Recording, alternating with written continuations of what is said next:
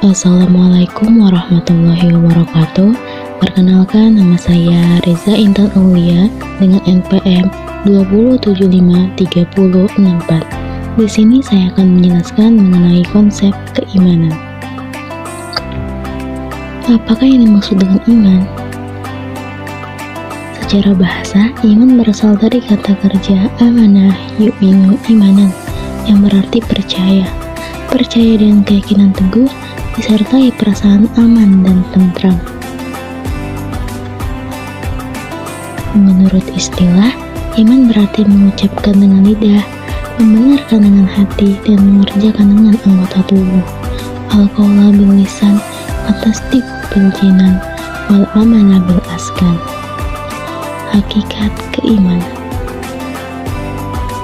Beriman kepada Allah pada hakikatnya tidak cukup diucapkan dan diyakini dalam hati, akan tetapi perlu dibuktikan dengan perbuatan sehari-hari.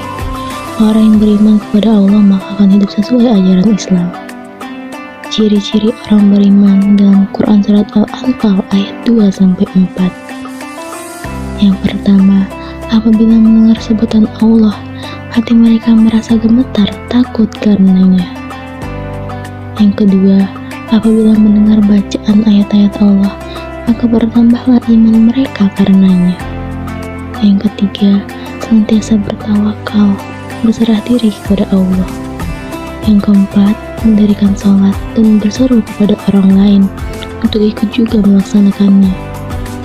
Yang kelima, menafkahkan rezekinya di jalan Allah. Yang keenam, senantiasa bersabar terhadap apa yang menimpa mereka, dan termasuk juga orang yang berjihad fisabilillah. Ciri-ciri orang beriman dalam ayat lain. Yang pertama, khusyuk ketika sholat, Quran Surat Al-Anfal ayat 3 dan Quran Surat Al-Mu'minun ayat 2. Yang kedua, selalu bersyukur, Quran Surat Luqman ayat 12. Yang ketiga, sabar, Quran Surat Al-Baqarah ayat 177. Yang keempat, meninggalkan perkara yang sia-sia, Quran Surat Al-Mu'minun ayat 3. Perkara yang merusak iman. 1. Syirik, Quran Surat Al-Ma'idah ayat 72. Sesungguhnya Allah ialah Al-Masih putra Maryam. Padahal Al-Masih sendiri berkata, "Hai Bani Israel, sembahlah Allah Tuhanku dan Tuhanmu. Sesungguhnya orang yang mempersekutukan sesuatu dengan Allah, maka pasti Allah mengharamkan kepadanya surga, dan tempatnya ialah neraka. Dan tidaklah ada bagi orang-orang zalim itu seorang penolong pun."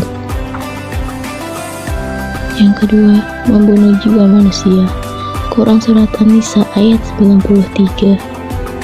Dan barang siapa yang membunuh seorang mukmin dengan sengaja, maka balasannya ialah jahanam. Kekal ia di dalamnya, dan Allah murka kepadanya dan mengutukinya serta menyediakan azab yang besar baginya. Yang ketiga, memakan harta anak yatim secara zalim, Quran Surat An-Nisa ayat 10.